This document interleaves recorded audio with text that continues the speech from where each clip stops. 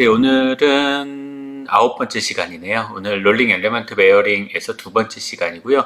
롤링 엘리먼트 베어링이 저번 시간에 꽤 종류가 여러 가지였었어요. 그래서 그 종류들에 대해서 각각 다시 한번 짚어보고요. 그 다음에 어떤 데 활용을 하는지, 어떤 특징들이 있는지, 그런 것들에 대해서 각각 설명을 드릴 겁니다. 제가 지난 시간에 인클래스 수업에서 그 숙제를 내드렸는데, 과제물 다음 주까지 제출하는 걸로 과제물을 내드렸는데, 오늘 영상을 보시면서 아마 어떤 용도로 이 베어링이 그 부분에 사용이 됐는지에 대해서 확인을 해 주실 수 있을 것 같아요.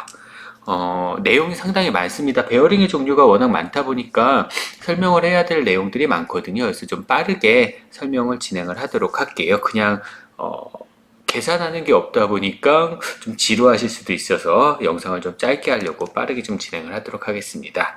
자, 가장 먼저 나온 베어링이 디프는 볼 베어링이에요. 근데 그 전에 그거 한번 정리를 먼저 해볼까요?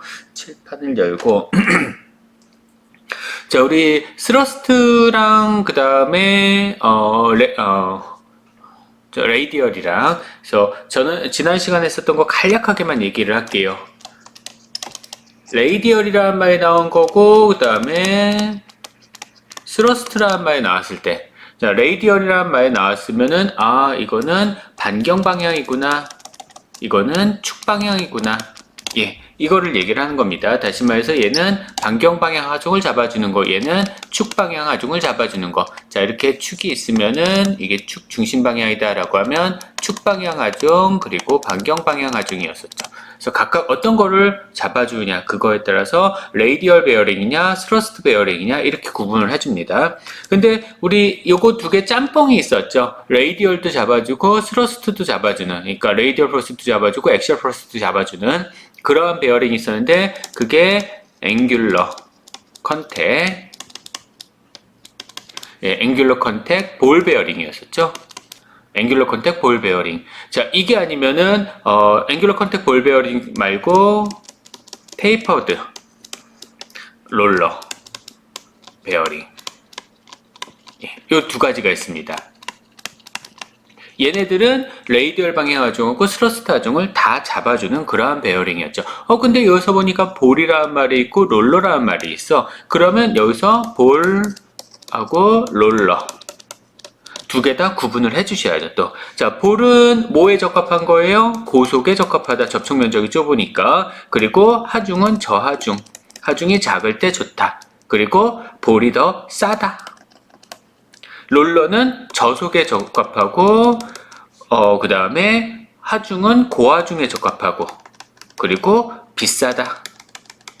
물론 요거 안에 들어가는 게 이제 얘네 두 개 말고 번외로 이제 슬라이딩 베어링도 있었죠. 지난 시간에 했었던 거 생각을 좀 해보시고요. 자, 그 다음에 여기에다 이제 또 나오는 키워드들이 뭐가 있었냐면, 셀프 얼라이닝이라는 게 있었어요. 자동 조심. 자, 셀프 얼라인이라는 거는 자동 조심 기능이 들어가는 거를 얘기를 하는 겁니다. 근데 셀프 얼라이닝이라는 거랑 유사하게 생각을 해주셔야 되는 게 여러분들이 스페리컬. 잠시만요. 정신이 없어서. 스페리컬. 스페리컬. 스페리컬이란 말 나오면은 이거는 자동 조심 기능이 들어가는구나. 근데 여기 강의 영상에 한번 또 나올 텐데 토로이달이라는 말이 나올 거예요. 그것도 마찬가지로 자동 조심 기능이 들어간 베어링을 얘기를 하는 겁니다. 셀프 얼라이닝은 볼이에요.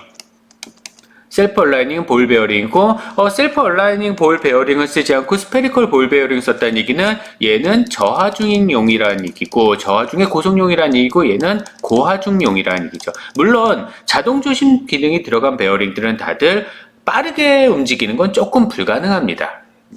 자, 그 다음에 여기 또 들어가는 키워드가 뭐가 있냐 하면은 니들이란 말이 들어가요.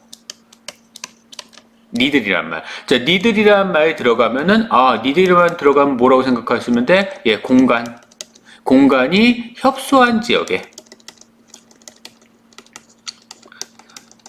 공간이 협소한 지역에 사용을 한다. 그래서 얘는 슬라이딩 베어링하고 슬라이딩 베어링의 대용으로도 사용을 할 수가 있는 겁니다. 그래서 쭉 정리를 좀 해봤는데요. 일단 레이디얼이라는 말하고 스러스트라는 말이 들어갔을 때, 베어링 이름에서 레이디얼이라는 말하고 스러스트라는 말이 들어갔을 때 구분해 주시는 거 기억해 주도록 하시고요. 하중의 방향이 다릅니다. 근데 요거 두 개 다 잡아줄 수 있는 게 앵귤러 컨택이라는 말이 들어가거나 테이퍼드라는 말이 들어가는데, 자, 둘 다 축방향 하중, 반경 방향 하중 다 잡아줄 수 있는 거예요. 근데 여기서 다시 볼이라는 말이 들어가느냐, 롤러라가 들어가느냐. 볼이 들어가면 고속의 저하중이고 싼 거, 롤러가 들어가면 저속의 고하중이 비싼 거, 이런 거. 그 다음에 셀프 얼라이닝이라는 말하고 스페리컬이라는 말은 둘 다 자동 조신 기능이 들어간 건데, 셀프 얼라이닝 볼 베어링은 저하중용, 스페리컬 롤러 베어링은 고하중용. 둘 다 자동 조심 기능입니다. 기능이에요. 자동 조신 기능 얘기했죠? 중심이 자동으로 맞춰주는 기능.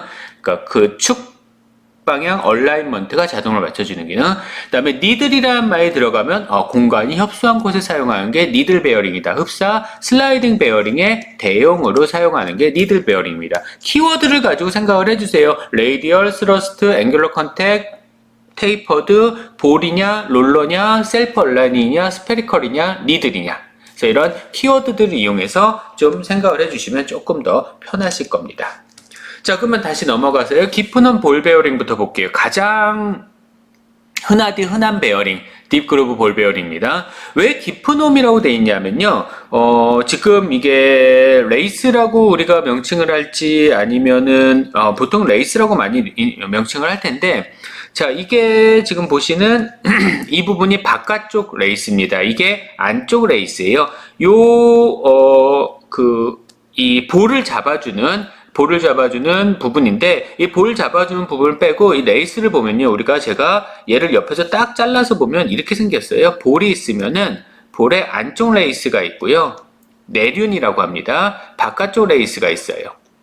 이렇게 얘가 내륜이에요. 여기가 중심축이다 라고 했을 때 얘가 외륜입니다. 그래서 이너 레이스, 아우터 레이스 이렇게 얘기하는데, 내륜에는 이렇게 홈이 파져 있죠.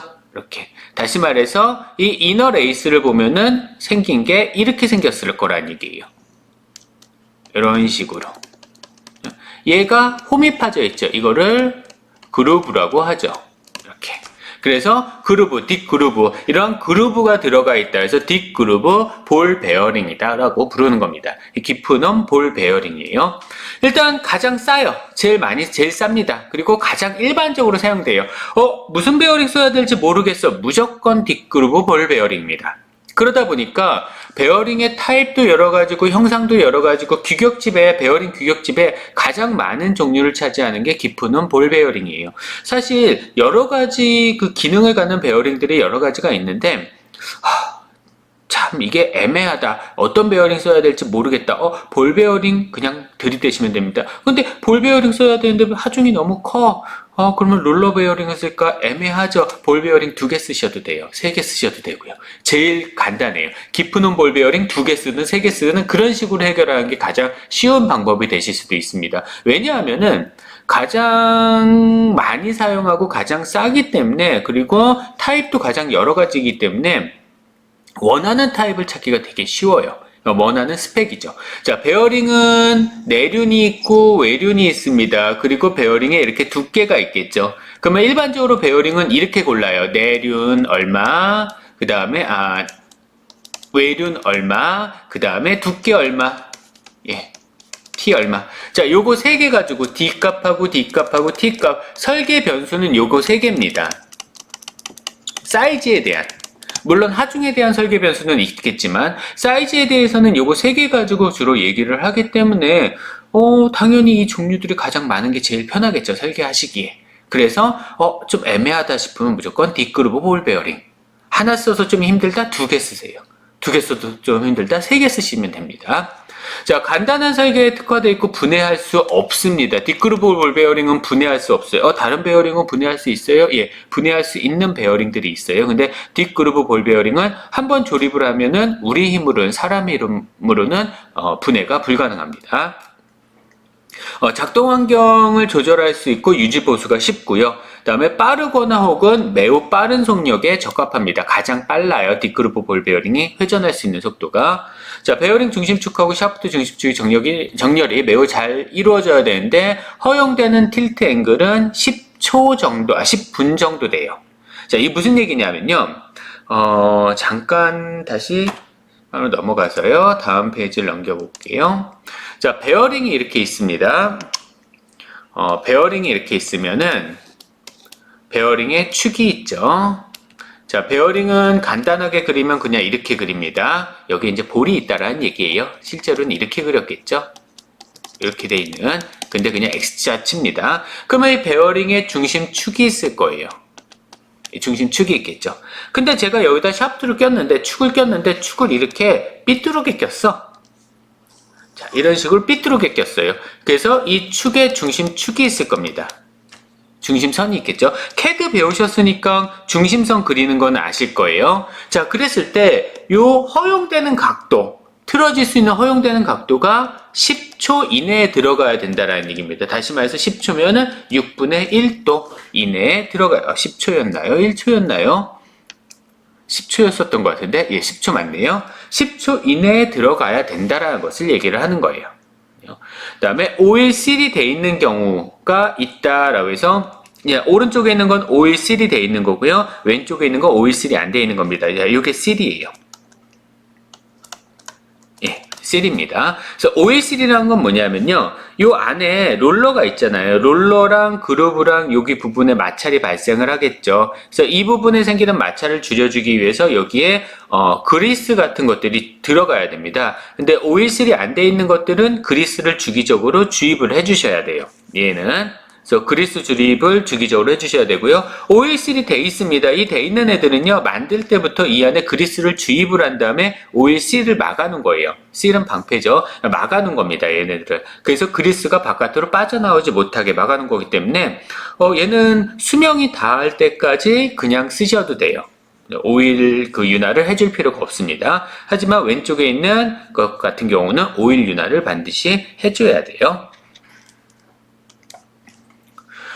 자, 뒷그루브 볼 베어링 지금 단면입니다. 보시는 바와 같이 이렇게 그루브가 있죠. 이런 식으로 그루브가 들어가 있고요. 그 다음에 지금 뭐 명칭들이 나와져 있는데 안에 있는 거를 보어라고 하고 바깥에 있는 거를 뭐 아우터 다이아메터라고 하는데 상관없어요. 이거는 이너 다이아메터, 아우터 다이아메터 이렇게 불러주셔도 상관이 없습니다. 뭐 숄더라고도 했고 뭐 관계는 없으며요. 이너링 안쪽에 있는 거 내륜이죠. 보어가 이제 축 직경이겠네요. 샤프트 다이아메터 이렇게 될 거고요. 바깥에 있는 게 아우터링, 이너링, 아우터링, 이너 레이스, 아우터 레이스. 뭐 요 그루브를 레이스라고도 부르기도 합니다. 자, 어쨌든 아우터링을 외륜이라고 불러주시면 될 거고요. 그다음에 뭐 이렇게 명칭이 좀 다르긴 하는데 그건 뭐 우리 영상 보면서 다시 한번 설명을 드릴게요. 수업 시간에. 자, 종류가 똑같은 내륜을 갖는 거다라고 하더라도 외륜의 크기가 다 달라요. 그만큼 종류가 여러 가지라는 얘기입니다. 그리고 폭도 달라요. 이렇게 폭도 다릅니다. 폭은 왜 그러냐면요. 폭의 두께가 뭐하고 관계가 있냐면, 자, 이게 축이에요. 샤프트가 있으면은 상상을 좀 해보세요. 여러분들이 직접 이건 상상을 해보셔야 되는데, 축에 하중을 받았습니다. 그랬을 때 내가 베어링을, 하중을 지지하게 한 베어링을 요만한 애를 썼어요. 이렇게 얇은 애를 썼어. 그 다음에 그거 싫어. 좀 더 두꺼운 애를 썼어. 이렇게 두꺼운 애를 썼어. 누가 더 안정적이냐를 생각을 해주세요. 그러니까 이렇게 잡을 것이냐. 다시요. 예. 이렇게 잡을 것이냐, 여기를 누르는데 여기서 이렇게만 잡을 것이냐, 아니면 여기를 이렇게 넓게 잡을 것이냐, 그 얘기예요. 당연히 넓게 잡았을 때 흔들림이, 여기 오른쪽으로 흔들었을 때 흔들림이 적겠죠. 그래서 이 베어링의 폭이 넓으면 넓을수록 그만큼 더 안정적으로 샤프트를 잡아줄 수가 있습니다. 물론 대신 비싸지겠죠. 그리고 공간도 더 많이 차지하시게 될 거고요. 특징이고요. 자, 이거는 깊은 볼 베어링에서 쉴드나 아니면은 실이 돼 있는 경우, 뭐 쉴드하고 실을 별도로 따로 구분하실 필요는 없고요. 어쨌든 이 안에 그리스가 찰 거예요.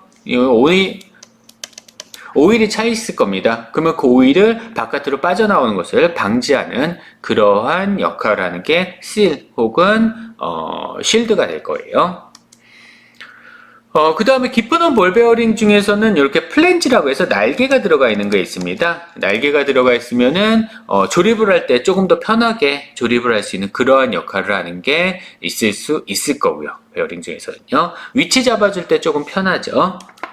네, 이게 깊은 볼 베어링인데, 깊은 볼 베어링에서 제가 한 가지 추가로 더 설명을 드릴 게 있는데, 뭐냐 하면은, 우리가 깊은 볼 베어링은 레이디얼 베어링이에요. 그래서 레이디얼 베어링이니까 축방향 하중을 잡아줍니다. 모든 레이디얼 베어링은 다 축방향 하중밖에 못 잡아줘요. 다른 하중은 잡아줄 수가 없어요. 근데 깊은 볼 베어링만의 특징이 하나 있는데, 깊은 볼 베어링은 레이디얼 베어링이면서 다시 제가 잘못 설명을 드린 것 같네요.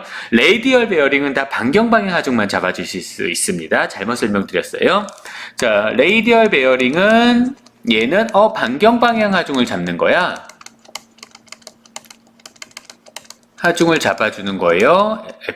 FR이요. 얘를 잡아주는 건데 딥그루브 볼 베어링만 특이하게 반경 방향 하중뿐만 아니라 축 방향 하중도 일부 받아줄 수가 있어요. 왜 그러냐 하면은 걸려있기 때문이죠. 자, 이게 내륜이라고 해볼게요. 여기가 외륜이라고 해볼게요. 자, 우리가 여기다가 샤프트를 설치를 한다라고 하면 샤프트가 보통 이렇게 설계가 됩니다. 자, 여기가 중심선이에요. 자, 이렇게 설계가 돼요. 축이. 그렇죠? 자, 이랬을 때 이 축은 반경 방향 하중도 받고 축 방향 하중도 받는다. 자, 반경 방향 하중을 받는다. FR, 축 방향 하중을 받는다. FA예요. 자, 그러면 반경 방향 하중을 받는 거는 여기서 이렇게 누르네요. 반경 방향 하중. 축 방향 하중을 색깔을 좀 바꿀까? 예, 축 방향 하중은 노란색으로 해보자. 자, 축 방향 하중. FA. 자, 반경 방향 하중을 받는다? 반경 방향 하중 받았잖아요. 그러면 이 하중이 여기 있는 이렇게 해가지고 볼드를 따라서 전달이 되겠죠? 볼드를 따라서 쭉 전달돼서 여기로 전달이 될 거야. 이렇게 전달될 거예요. 그래서 외륜으로 전달이 돼요. 반경 방향 하중은 축을 따라서 내륜을 통해서 볼을 따라서 다시 외륜으로 전달됩니다. 그럼 외륜의 밖에 쪽에는 뭐가 있냐면은 하우징이라는 게 있죠. 하우징이 이런 식으로 설치가 돼 있을 거예요. 베어링을 잡아준 애입니다. 하우징이 이렇게 설치가 돼 있을 거예요. 그러면 그 반경 방향 하중이 하우징으로 다 전달이 되겠죠. 그래서 이렇게 하우징을 전달됩니다. 뭐 하우징은 기계에 부착이 돼 있을 테니까 이 하중을 잡아주죠. 자, 근데 그렇다면은 축 방향 하중은 어떻게 잡아주냐? 축 방향 하중이 전달이 돼요. 이 축 오른쪽으로 가고 싶어. 근데 어디서 걸려 있어? 여기서 걸렸죠. 이 부분에서 걸렸어요. 그러면 이 축 방향에서 이 샤프트에 있는 축에 있는 이 턱 부분이 내륜을 오른쪽으로 밉니다. 내륜 오른쪽으로 가고 싶어요. 쭉 가고 싶어. 근데 누가 막아? 누가 막아? 볼이 막아요. 어디서? 여기서 막아요. 이 부분에서 막습니다. 내륜은 오른쪽으로 가고 싶은데 볼이 이 부분에서 막아요. 제가 그랬잖아요. 그루브가 있다고. 볼이 있으면은 이렇게 그루브가 파 있다고. 그루브가 왜 있어요? 이렇게 턱이 되는 거죠. 이 그루브 부분이. 자, 이 그루브 부분이 막아줍니다. 막아주다 보니까 이 그루브를 통해서 쭉 하중이 전달돼서 볼이 다시 오른쪽으로, 볼도 오른쪽으로 가고 싶잖아. 그루브가 잡아줬으니까 내륜이 볼을 오른쪽으로 미니까 볼도 오른쪽으로 가고 싶어. 근데 누가 못 가게? 외륜이 못 가게 합니다. 이 부분에서 못 가게 해요. 이 부분에서. 그러면은 이 외륜도 다시 이 부분에서 하중을 받죠. 외륜 오른쪽으로 가고 싶어. 근데 누가 못 가게? 하우징이 여기서 못 가게 합니다. 하우징은 고정이에요. 기계에 고정이 되어 있으니까. 그래서 엑시얼 방향 하중도 잡아준다는 얘기야. 이 베어링은. 대략 얼마나 잡아주냐? 엑시얼 방향 하중은요. 대략 뭐 정해진 건 없습니다. 한 10에서 20% 내가 보수적으로 설계하고 싶으면은 레이디얼 방향 하중의 10% 정도 아니면은 내가 도전적으로 설계를 해보고 싶어. 그러면 20% 정도 잡아준다라고 봐주시면 될 것 같아요. 예. 이러한 특징이 하나 있다라는 거 기억을 해주도록 하세요. 그래서 뒷그루브 볼 베어링 같은 경우는 축방향 하중뿐 반경 방향 하중은 당연히 잡아주는 거고 거기에다가 축방향 하중도 추가로 더 잡아줄 수 있다. 대략 반경 방향 하중 이 베어링이 버틸 수 있는 반경 방향 하중에 대략 한 10에서 20% 정도의 축방향 하중은 좀 버텨줄 수 있다라는 거 하나 기억을 해주도록 하세요. 예. 이게 뒷그루프 볼 베어링이고요. 자, 그 다음에 앵귤러 컨택 볼 베어링입니다. 둘 다 잡아주는 게 앵귤러 컨택 볼 베어링이죠. 근데 앵귤러 컨택 볼 베어링은 왜 둘 다 잡아줄 수 있냐? 축방향 하중하고 반경방향 하중을 왜 둘 다 잡아줄 수 있느냐? 다시 이걸로 넘어갈게요. 다음 페이지로 넘어가 보시면요. 앵귤러 컨택 볼 베어링 같은 경우는요. 볼이 이렇게 있을 때 내륜이 이렇게 생겼어요. 그 다음에 외륜은 이렇게 생겼습니다. 예, 레이스가 없어요. 홈이 안 파여져 있습니다. 그냥 이렇게 생겼어요. 이너 레이스가 그냥 이렇게 생겼습니다. 자, 샤프트가 어떻게 연결이 되냐면요. 이렇게 연결돼요.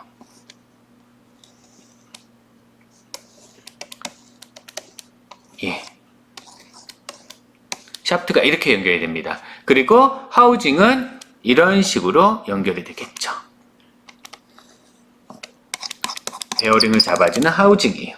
자, 이게 앵귤러 컨택 볼 베어링입니다. 내륜, 외륜, 이너링, 아우터링, 얘가 아우터링.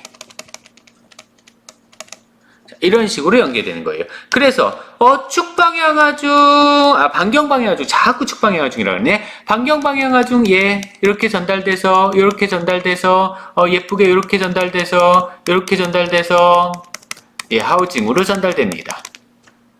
뭐 이건 어려운 거 없죠. 자, 축방향 하중 제가 그랬잖아요. 아까 뒷그루브 볼 베어링 중에서 뒷그루브 볼 베어링은 그루브 때문에 그루브에 홈이 살짝 파여져 있기 때문에 축방향 하중도 좀 잡아줄 수 있다. 미쳤구나 제가. 예, 축방향 하중도 좀 잡아줄 수 있다. 자, 그렇게 말씀을 드렸는데 얘는 아예 노골적으로 파여져 있죠. 홈이. 그것도 뒷그루브 볼 베어링보다 훨씬 더 많이. 그래서 축방향 하중이 전달이 되면은 여기 턱에서 걸려요. 턱에서 걸립니다. 그게 여기에 누르죠. 더 많아요. 아까 뒷그루브 볼 베어링보다 더 깊게 파였습니다. 그러면 하중이 이렇게 전달돼서 여기를 밀어요. 외륜을 다시 밉니다. 그게 이렇게 하우징에 걸리죠. 그렇게 해서 하중이 전달이 되는 거예요. 축방향 하중은 이렇게 전달을 시킬 수가 있습니다. 자, 그랬을 때 이 각도가 좀 중요해요. 각도가 크면 클수록 축방향 하중을 적게 잡아주고요. 각도가 작으면 작을수록 축방향 하중을 많이 잡아줍니다. 그래서 앵귤러 컨택 볼 베어링 같은 경우는 이 각도, 규격에 세타가 명시되어 있어요. 각도가 몇 도다 라고 명시가 되어 있습니다. 자, 그리고 한 가지 앵귤러 컨택 볼 베어링을 설계하실 때 혹은 사용하실 때 실제로 이제 구입을 해서 사용하실 때 한 가지 조심하셔야 되는 게 지금 이 그림을 보시면은 그러면은 축방향 하중을 잡아주겠구나 이해하셔야 돼요. 그림을 보고. 근데 제가 만약에 이 그림을 이렇게 그릴게요. 자, 만약에 그림을요. 자, 이렇게 한번 그려보겠습니다. 자, 링이 있는데요. 똑같이 이너 레이스, 그 다음에 아우터 레이스. 자, 이렇게 돼 있어요. 아우터 레이스, 이너 레이스.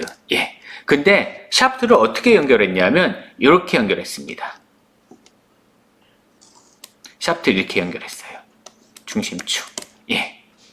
무슨 말인지 알겠죠? 여기에 오른쪽에 이 부분에 턱이 있어요. 그 다음에 하중을 이렇게 가했습니다. 엑셀 방향 하중이 이렇게 가해졌어요. 그럼 엑셀 방향 하중이 이렇게 가해지게 되면 턱이 베어링의 내륜을 왼쪽이죠. 왼쪽으로 밀죠. 그럼 베어링의 내륜은 어떻게 되겠어요? 그냥 왼쪽으로 빠져버려요. 네. 이렇게 되면은 베어링이 역할을 하지 못합니다. 그냥 내륜 쑥 하고 빠져버리면 끝나는 거기 때문에. 그래서 앵귤러 컨택 볼 베어링을 조립을 하실 때 조립 방향 상당히 중요합니다.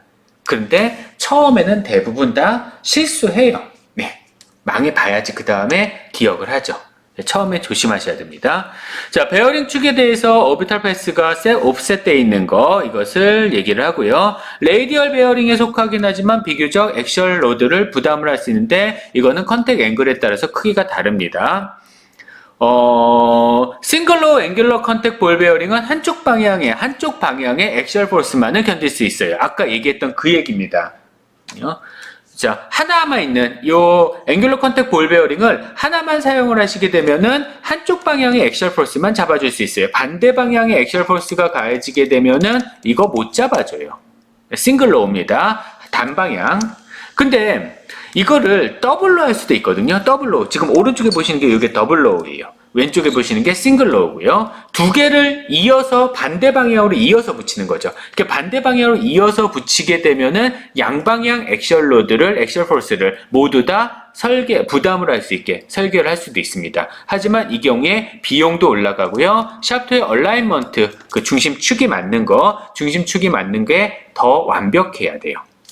자, 앵귤러 컨택 볼 베어링이 레이디얼 스러스트 다 잡아주는 거라 그랬는데 그거 말고 하중이 좀 부족하다. 앵귤러 컨택은 볼 베어링이니까 그런 경우에는 테이프드 롤러 베어링을 사용을 해주시면 될 겁니다. 하지만 속도가 높아지진 못해요.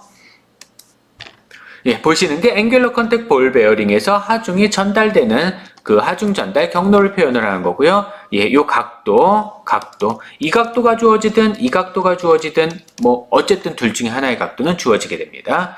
자, 얘는 싱글 로우죠. 근데 실제로는 싱글 로우가 아니에요. 양쪽이 서로 대칭입니다. 그래서 더블 로우라고 보시면 되고요. 사실은 뭐 왼쪽에 있는 것보다는 오른쪽에 있는 이게 베어링의 설계에서는 조금 더 맞습니다. 왜냐하면 축을 지지할 때는 반드시 양쪽에 지지를 해줘야 되기 때문에. 자, 그래서 싱글러가 있고요. 그 다음에 더블댐 방식, 그 다음에 더블댐은 같은 방향이네요. 같은 방향이기 때문에 하중의 크기는 증가하지만 양방향 하중은 아닙니다. 그 다음에 요거는 서로 반대 방향, 요거는 더블 컨택. 그래서 양방향 하중을 모두 다 잡아줄 수 있는 그러한 조합이 되실 거고요. 요거는 그 앵귤러 컨택 볼 베어링 설계하는 예시입니다. 참고를 하도록 하세요. 그 다음에 앵귤러 컨택 볼 베어링에서 더블로우 아예 그냥 만들어져서 지금 왼쪽에 보신 것처럼 싱글로우 두 개를 조합을 해서 사용을 하는 게 아니라 아예 더블로우로 만들어져서 나온 그러한 앵귤러 컨택 볼 베어링의 예시가 주어진 거예요. 이렇게 사용을 하게 되면 축방향 하중, 양방향 하중을 다 잡을 수 있기 때문에 반대쪽에는 그냥 뒷그루브 볼 베어링만 사용하셔도 무방하다는 얘기입니다. 자, 그 다음에 셀프 얼라이닝, 자동 조심 기능이 들어간 게 셀프 얼라이닝이라고 했죠. 그래서 2열의 볼, 2열의 볼입니다. 2열의 볼이 구면 궤도를 갖는 아우터 링에 배열됩니다. 뭔 얘기냐면요. 볼이 두 개가 있어요. 자, 이너 링입니다. 자, 이게 이너 링이에요. 이너 링은 뒷그루브 볼 베어링하고 똑같이 생겼습니다. 여기가 중심축이에요. 근데 아우터 링이 어떻게 생겼냐면 이렇게 생겼어요. 여기 아우터링입니다. 그러면 만약에 얘가 틸트가 되면은 이렇게 기울어지게 되면 볼이 요 위에서 아우터링 위에서 굴러갈 수가 있겠죠. 그래서 요 각도가 한 2도에서 3도 정도 기울어져도 무방하다는 얘기예요. 2도, 3도 틀어진 거 엄청난 각도입니다. 설계할 때 2도, 3도 틀어진 거, 2도가 3도가 뭐예요? 아까 뒷그루브 볼 베어링이 10분이었는데 2도, 3도면은 많이 틀어질 수 있는 거예요. 그래서 링이 축에 대해서 틸트가 돼도 무방하도록 2도에서 3도 정도 틀어져도 무방하도록 설계가 된 거고요. 샤프트가 변형이 있을 수 있거나 미스 얼라이먼트가 100% 발생해. 자, 이런 거지. 내가 베어링을 설계했는데 축은 분명히 이렇게 휘어질 거야. 나중에 하중을 받아서. 그러면 처음에 이거에 대해서 나중에 휘어진 각도 틸팅 앵글이 생기잖아요. 예, 그렇게 될 거라고 예상이 되는 그러한 부분. 샤프트 분명히 100% 휘어져. 그래서 얼라이먼트가 안 맞을 거야. 나중에 조립을 할 때 혹은 구동 중에. 조립을 할 때보다 구동 중에가 더 커요. 그런 경우에 사용하는 게 셀프 얼라이닝 볼 베어링입니다. 싱글로 볼 베어링보다 하중을 견디는 능력이 작기 때문에 얘 하중 많이 못 버텨요. 엑셀 포스를 받는 경우에는 절대로 사용하시면 안 됩니다. 예, 오른쪽에 보시는 이 영상을 보시면 이해하실 수가 있을 거예요. 왜 하나만 쓰지 않고 두 개를 쓰는지 이해가 되시겠죠? 볼 두 개 씁니다. 볼 두 개를 쓰는 이유예요. 위에서 한 점, 두 점 지지가 돼야 되니까. 두 점이 지지돼서 회전을 해야 되니까 볼을 두 개를 사용을 하는 겁니다. 셀프 얼라이닝 볼 베어링 자동 조심 기능이 있는 거예요. 대신 하중은 많이 벗지 못하고요. 그 다음에 액셜 폴스 예 절대 안 됩니다. 액셜 폴스 가야지만 안 돼요. 자, 그 다음에 실린더리컬 롤러 베어링입니다. 원통형 롤러 베어링인데요. 이 원통형 롤러 베어링은 조립식 베어링이에요. 조립식 베어링이라는 얘기는 예, 지금 보시는 바와 같이 이렇게 돼 있다라는 얘기입니다. 다시 말해서 롤러가 있죠. 롤러가 이렇게 있으면 얘가 롤러예요. 있으면 외륜, 예, 내륜, 기본적인 형태입니다. 이렇게 돼 있어요. 내륜도 그냥 링이고요. 외륜도 그냥 링이에요. 보시는 바와 같이 이렇게. 그래서 롤러 뺄 수가 있어요. 지금 마치 롤러를 빼서 사용하실 수가 있습니다. 그러니까 내륜 따로, 외륜 따로, 롤러 따로 이렇게 조립을 해서 사용을 하실 수가 있어요. 물론 상황에 따라서는 이렇게 내륜 안에 롤러가 포함돼서 나온 것도 있는데 이거 비싸요. 이렇게 되려면은 롤러가 이렇게 있으면은 지금 보시는 거는 외륜이니까 외륜을 이렇게 잡아줘요. 외륜이 롤러를 이렇게 잡아줘야 되거든요. 그리고 내륜이 이렇게 들어가는 거예요. 이 롤러입니다. 중심축이 여기 이렇게 있고요. 자, 이런 식으로 들어가는 건데 요거 여기다가 낄 수가 없죠. 이 외륜에다가 롤러가 이렇게 잡혀져 있는 걸 낄 수가 없어요. 그래서 요거는 잘라서 이렇게 설계는 처음에 1차 부품은 이렇게 된 다음에 2차 부품을 여기다가 용접을 한 겁니다. 붙인 거예요. 가격이 비싸질 수밖에 없어요. 자, 매우 큰 레이디얼 로드를 레이디얼 포스를 전달하기 위해서 사용하는 거고요. 동일 규격의 볼 베어링보다 60% 정도 더 큰 하중을 버틸 수 있습니다. 물론 정확한 값은 카탈로그를 찾아보셔야 돼요. 매우 딱딱합니다. 하중을 많이 받을 수 있다는 얘기예요. 급격히 변하는 하중 그런 것에 적합하고요. 자, 베어링 without cage. 자, 이 부분을 아까 다르게 불렀는데 이걸 cage라고 보통 많이 불러요. 그래서 cage가 없는 볼 베어링은 더 높은 하중을 견딜 수가 있고요. cage가 있는 베어링은 더 높은 속도에 어울리는데 속도를 원한다면은 롤러 베어링을 쓰시면 안 되죠. 볼 베어링 사용하셔야 됩니다. 자, 아우터 혹은 이너링 예, 가이드 컬러. 지금 요 부분이 이제 가이드 컬러예요. 이 부분이 가이드 컬러입니다. 요걸 얘기를 하는 건데, 가이드 컬러가 있는 베어링은 액시얼 포스를 견딜 수가 있어요. 이거는 둘 다 있는 경우, 엔드니까. 이너하고 아우터에 둘 다 가이드 컬러를 이렇게 설치를 해놨어. 다 붙여놓은 거예요, 이거. 용접해서 붙여놓은 겁니다. 액시얼 포스, 아까 그 볼 베어링보다, 앵귤러 컨택 볼 베어링보다 훨씬 더 많이 받을 수 있습니다. 하지만 상당히 비싸죠. 그리고 액셜 폴스 그러나 다른 경우에는 액셜 폴스는 견딜 수 없는 대신에 미스 얼라인먼트를 좀 더 많이 허용을 합니다. 최대 틸팅각은 3분에서 4분 정도가 되실 거예요. 자, 이게 실린더리컬 롤러 베어링, 원통형 롤러 베어링의 단면도를 얘기를 한 거고요. 얘는 가이드가 다 있네요. 가이드 컬러가 있는 외륜에 가이드 컬러가 있는 거예요. 그러면 얘는 액시얼 폴스가 가해졌을 때 안 되죠. 액시얼 폴스 못 잡아줍니다. 왜? 내륜만 쏙 하고 빠져나가 버리면 끝나는 거잖아요. 액시얼 폴스를 잡아주려면은 외륜하고 내륜에 둘 다 가이드 컬러가 있어야 돼요. 그래야지만 액시얼 폴스를 잡아줄 수 있습니다. 자, 얘예요. 이 부분. 얘는 액시얼 방향 하중을 잡아주실 수가 있습니다. 오케이. 레이디얼 방향 하중도 당연히 잡아줄 수 있는 거고요. 자, 이렇게 된 경우에 이것도 마찬가지네요. 둘 다 여기 가이드 컬러 있죠? 이 부분은 홈이 파여져 있네. 이것도 여기 보니까 홈이 파여져 있네. 그래서 이것도 마찬가지로 둘 다 가이드 컬러가 있는 거기 때문에 액시얼 방향 하중하고 레이디얼 방향 하중을 모두 다 잡아주실 수 있는 그러한 베어링입니다. 하지만 가격이 상당히 비싸져요. 일반적으로 롤러 베어링은요, 컬러가 없어요. 컬러 없는 것들을 많이 사용을 합니다. 그래서 조립해서 사용을 하는 게 많이 있어요. 자, 이거는 실린더리컬 롤러 베어링, 실린더리컬 롤러 베어링, 원통형 롤러 베어링인데 꼭 롤러 베어링처럼 생기지 않았네요. 이거는 테이퍼드 롤러 베어링하고 같이인데, 제가 요걸 봤구나. 예. 자, 이 부분이 원통형 롤러 베어링, 얘가 테이퍼드 롤러 베어링입니다.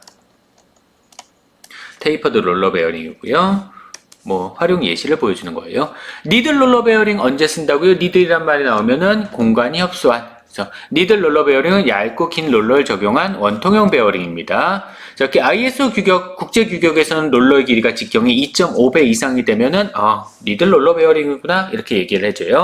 자, 작은 설치 높이 작습니다. 공간 활용이 상당히 좋죠. 높은 정밀도하고 강도, 롤러 베어링이니까 강도 커요. 낮은 속도에서 스윙 무브먼트, 왔다 갔다 하는 무브먼트를 스윙 무브먼트라고 합니다. 변동 하중이나 급변 하중에 적합하죠. 롤러 베어링이니까 당연히 급변 하중 혹은 큰 하중에 적용을 하기가 좋고요. 액션 포스 절대 안 돼요. 예. 니들 롤러 베어링은요, 가이드 컬러를 설치를 할 수가 없어요. 왜냐면 롤러가 요만하거든. 여기다 어떻게 가이드 컬러를 설치를 해요? 아까 원통형 롤러 베어링 같은 경우는 이렇게 가이드 컬러를 설치를 할 수가 있었지만, 얘는 가이드 컬러를 설치할 수가 없습니다. 원통형 롤러는 이렇게 크니까 가이드 컬러를 설치를 할 수가 있었죠. 그래서 가이드 컬러를 설치할 수 없기 때문에 전혀 액셜 폴스를 잡아줄 수 없고요. 대신 액셜 방향의 미스 얼라이먼트는 허용을 합니다. 레이스는요, 링은요, 이너링하고 아우터링 둘 중 하나 버려도 돼요. 혹은 둘 다 버리고 그냥 니들만 사용을 하셔도 관계없습니다. 뒤쪽에 그림 보여드릴게요. 허용 틸팅 앵글은 3분에서 4분 정도요. 자, 이게 니들 롤러 베어링입니다. 아우터링 버려도 돼요. 이너링 버려도 됩니다. 얘만 사용을 하셔도 돼요. 얘 레이스 있네요. 가이드 컬러 있네요. 거의 없는데 가이드 컬러 있는 거 이런 것도 있네. 가이드 컬러가 있는 것도 있네요. 하지만 이너링까지 가이드 컬러를 못합니다. 그래서 둘 다 가이드 컬러가 들어가야 되기 때문에 얘는 어차피 액시얼 방향 포스를 잡아줄 수 없어요. 보통 니들 롤러 베어링 같은 경우는 니들 롤러 베어링을 사용하는 이유는 딱 하나죠. 공간 활용하기 쉬우라고. 그래서 이너링이나 아우터링을 사용하지 않습니다. 그리고 니들 롤러 베어링은 항상 이렇게 케이지랑 같이 있어요. 롤러가 케이지 안에 들어가 있습니다. 그리고 이게 조립하기 쉬우라고 슬라이딩 베어링처럼 이렇게 반쪽짜리로 해서 위아래에서 조립하는 그러한 형태로도 많이 사용을 합니다. 이거는 니들 롤러 베어링의 적용 예시죠. 원래 이 부분에 뭐 들어가 있어요? 슬라이딩 베어링 들어가 있었잖아요. 베어링의 대용으로. 이거 그림 이해하시겠어요? 이거 크랭크샤프트죠? 커넥팅 로드. 실린더에서 커넥팅 로드하고 크랭크샤프트. 이게 크랭크샤프트입니다. 크랭크샤프트하고 커넥팅 로드 사이에 원래는 전월 베어링이 들어가 있어야 되겠지만 이 전 단원에서는 하지만 그거 대신에 이렇게 니들 롤러 베어링을 사용하실 수도 있는 거예요. 자, 그 다음에 테이퍼드 롤러 베어링 누구 대용? 테이퍼드니까 양방향 하중, 그러니까 그 레이디얼 하중하고 그 다음에 액션 하중을 둘 다 잡아줄 수 있는 거고요. 그러면은 앵귤러 컨택 볼 베어링의 대용품이 되겠네요. 앵귤러 컨택 볼 베어링을 사용할 때보다 하중을 더 많이 받아야 될 때 그때 쓰는 게 테이퍼드 롤러 베어링, 조립식 베어링입니다. 마찬가지로 앵귤러 컨택 볼 베어링도 조립식 베어링이에요. 그것도 내륜하고 외륜 빠집니다.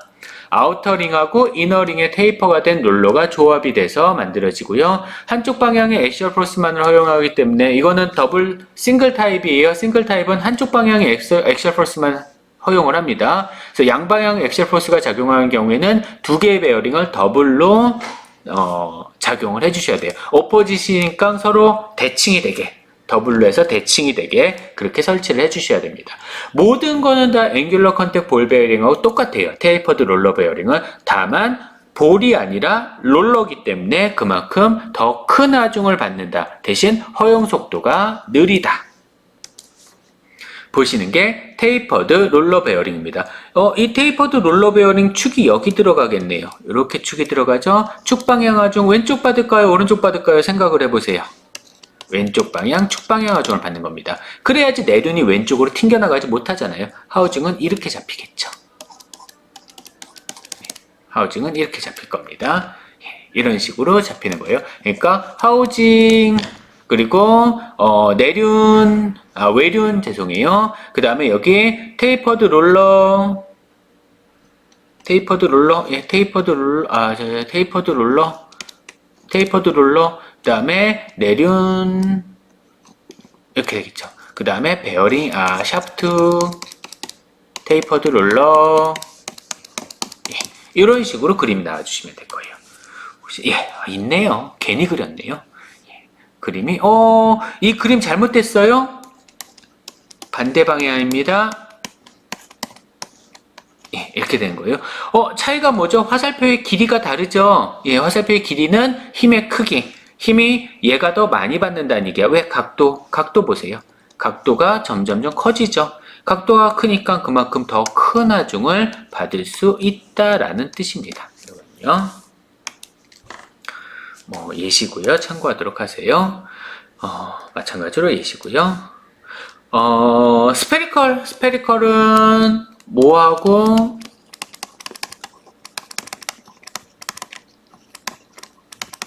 셀프 얼라이닝 볼 베어링 하고 똑같이 생각하시면 돼요. 다만 셀프 얼라이닝 볼 베어링으로는 하중이 부족할 때 그때 쓰는 게 스페리컬 그러니까 원통형 스페리컬 롤러 베어링입니다. 그림은 이 그림 참고하도록 하시고요. 다른 거는 다 똑같아요. 셀프 얼라이닝 볼 베어링하고 다 똑같습니다. 다만 하중이 부족할 때 셀프 얼라이닝 볼 베어링 가지고 하중이 부족할 때 스페리컬 롤러 베어링을 사용하시면 돼요. 비싸겠죠, 당연히. 비싸요. 그래서 기본적으로는 셀프 얼라이닝 볼 베어링 사용하시는 게 낫습니다. 참고하시고요. 토로이달이 나왔는데요. 셀프 얼라이닝 볼 베어링은 장구통 형태의 볼이 이렇게 장구통 형태의 볼이 롤러가 두 개가 들어가요. 장구통 형태의 롤러가 두 개가 들어가는데 싫어. 나 하나 쓸래. 그 토로이달입니다. 장구통 형태의 롤러가 하나 들어가 있으면 돼요. 기능은 다 똑같습니다. 하중을 더 많이 버틸 수 있어요. 하나만 작용을 하기 때문에. 그리고 진동을 감소시키는 그러한 역할을 합니다. 토로이달 롤러 베어링 적용 예시고요. 이제 스러스트 베어링이네요. 스러스트 베어링은 축방향 하중을 잡아주는 게 스러스트 베어링입니다. 가장 먼저 나오는 게 스러스트 가장 기본적인 거 스러스트 볼 베어링. 스러스트 롤러 베어링하고 다시요. 레이디얼 뒷그루프 볼 베어링하고 똑같이 스러스트 볼 베어링. 오직 액시얼 방향 포스만 잡아주는 게 스러스트 볼 베어링입니다. 레이디얼 방향 하중은 절대로 잡아줄 수가 없어요. 그 다음에 액시얼 포스를 지지하기 위해서 단방향 혹은 양방향의 베어링이 생산이 되고요. 높은 속도에는 적합하지 않아요. 스러스트 볼 베어링은 높은 속도에 적합하지 않습니다. 왜냐하면요. 그림 보면서 상상을 좀 해주셔야 되는데, 자, 베어링이 있으면 단면이 이렇게 나오거든요. 자, 당연히 옆에도 또 있겠죠. 사실은 이게 하나의 링이죠. 위에 판, 밑에 판 이렇게 보시면 돼요. 가운데 볼, 축이 이렇게 들어갑니다. 축이 이런 식으로 들어가요. 이렇게 들어가요. 자, 이렇게 들어가는데 축이 이렇게 들어가니까 액시얼 방향의 포스가 작용을 하면 여기를 누르는 거예요. 이렇게 누르는 겁니다. 누르면은 회전을 할 때 얘가 이렇게 회전을 하면서 위에 판이 회전을 하겠죠. 볼 따라서 회전을 하고 밑에 판은 보통 고정이 돼 있고요. 밑에 판 요 구멍 작아요.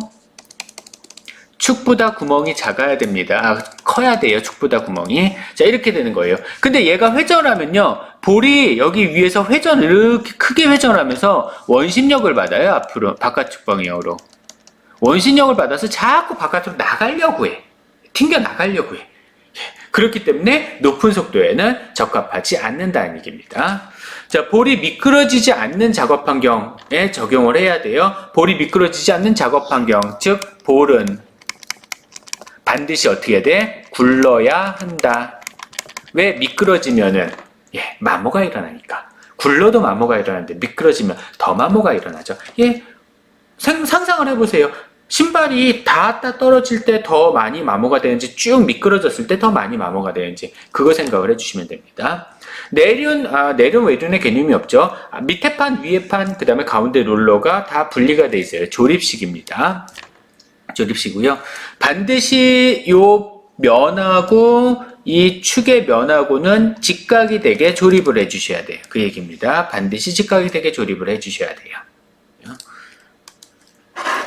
자, 스러스트 볼 베어링의 적용 예시고요. 보통 스러스트 볼 베어링은 이렇게만 사용하지 않고 레이디얼 볼 베어링하고 같이 사용해요. 왜냐하면 축은 반드시 축 방향 하중만 받지는 않거든요. 반경 방향 하중 다 받아요. 그래서 그거 잡아주기 위해서 공간 협소하니까 이렇게 레이디얼 방향의 베어링을 사용해 주는데 보통은 이렇게 세트로 나온 겁니다. 이 부품이요. 아까 니들 혹시 봤을까요? 니들 잠깐만 넘어갈게요. 예, 니들 베어링에서 네, 이 제품입니다.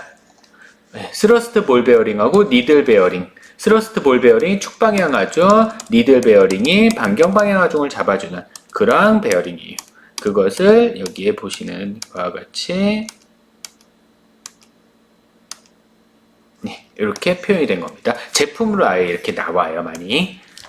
자, 그 다음에 실린더리컬 롤러 스러스트 베어링. 예.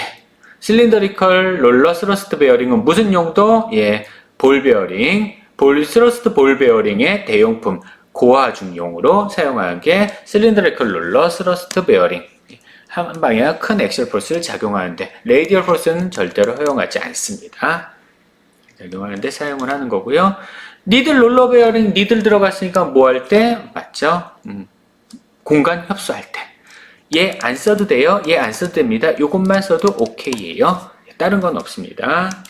참고하시면 될 거고요. 다른 것들은 예, 스페리컬 롤러 스러스트 베어링 거의 사용하지 않으니까 요거는 모르셔도 상관은 없을 것 같아요. 보시죠? 상당히 커요. 예, 보통 풍력발전소나 그런 데 들어가는 베어링입니다. 그래서 이거는 이제 베어링들의 특성들을 좀 정리를 해본 거고요. 제가 지난 시간 영상에서 정리해준 그 특성들을 보시는 게 조금 더 나을 거예요. 그 분류표를 보시는 게 조금 더 나을 겁니다. 예, 이건 참고하시고요. 가격인데요. 가격은 아마 수업 시간에 한번 좀 얘기를 하게 될 것 같아요. 근데 베어링의 종류에 따라서 상대적인 가격을 좀 표현을 했습니다. 가장 싼 게 당연히 뒷그루브 볼 베어링. 니들 롤러 베어링도 제법 싸요, 가격이. 네, 테이퍼드 롤러 베어링 사이즈도 작은 사이즈 안 나오고요. 예, 가격도 어마무시합니다. 스러스트 볼 베어링도 싸요. 볼 들어가면 쌉니다. 다만 니들이 좀 비싸요. 니들이 좀 싼 편입니다. 롤러 베어링은 조금 비싼 편이에요. 네, 상대적인 가격 한번 보시고요. 참고하도록 하시고요. 베어링을 선정을 하는 방법입니다. 이런 것들을 고려를 해주셔야 된다는 거예요. 그리고 베어링을 끼워 맞추는 거는 우리 수업 시간에 영상을 보면서 다시 한번 설명을 할 텐데요. 베어링을 끼워 맞출 때 한 가지 조심하셔야 되는 건요. 둘 다 억지 끼워 맞춤을 하거나 둘 다 헐거운 끼워 맞춤을 하면 안 돼요. 안 됩니다. 미끄러짐이 발생을 해요. 그래서 한쪽은 억지 끼워 맞춤을 하시고요. 한쪽은 헐거운 끼워 맞춤을 해주셔야 됩니다. 보통은 축 쪽을 억지 끼워 맞춤을 하고 하우징 쪽을 헐거운 끼워 맞춤을 해요. 왜냐하면 억지 끼워 맞춤하면 빼기 어려운데 축을 빼기가 조금 더 편하거든요. 그래서 축 쪽을 억지 끼워 맞춤 그리고 하우징 쪽을 헐거운 끼워 맞춤을 하는 게 일반적인 경우라고 보시면 됩니다. 예, 카탈로그 참고하시라는 뜻이 될 거고요. 요거는 베어링 수명에 관한 건데 수업 시간에 설명을 드리도록 할게요. 좀 빠르게 설명을 드렸어요. 워낙 내용이 많다 보니까 빠르게 하는데 이게 수업 시간에 이런 식으로 빠르게 설명을 드리면 당연히 안 되겠지만 이거 영상이니까 영상 2배속으로 봤다라고 생각을 해주시고요. 너무 이론만 얘기하니까 계산하는 게 없으니까 그리고 활용처다 보니까 빠르게 넘어가는 게 나은 것 같아요. 네, 일단 오늘은 이렇게 끝내도록 하고요. 나머지 영상을 보는 거라든가 그런 것들은 인클래스 시간에 하도록 하겠습니다. 고생 많으셨습니다.